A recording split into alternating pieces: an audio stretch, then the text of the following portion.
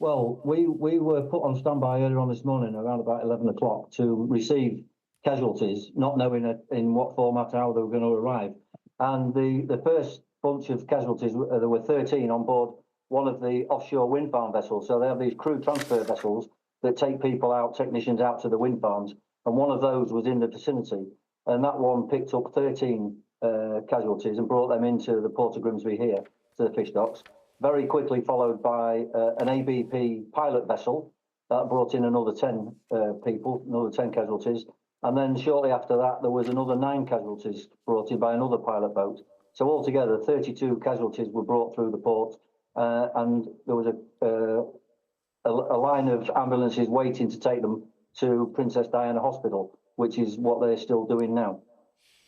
Martin, are you able to tell us in what condition the people were when they were brought ashore? Well, the only condition I can tell you is that they were alive. And we didn't see the area was sectioned off by the police. Obviously, it's not a thing you want to go and have a look at, and I don't know to what extent, but I do know that they were all alive. Right. So, as far as you understand, all 32 were alive when brought ashore, yeah, and, as you say, been taken off. No bodies. All alive.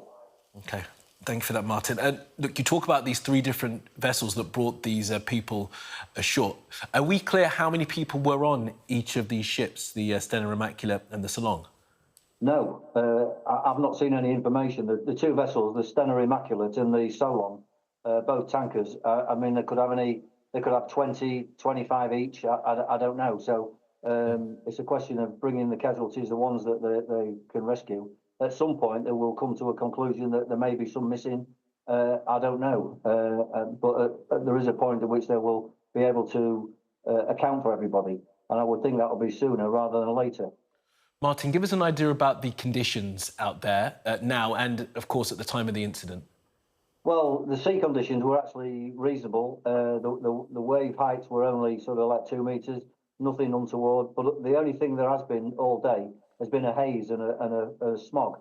So this morning it's been very foggy, and the fog has never lifted.